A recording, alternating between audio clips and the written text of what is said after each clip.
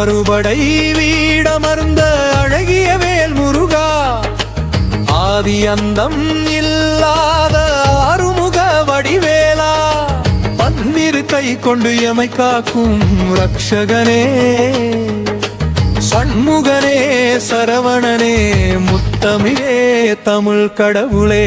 முருகா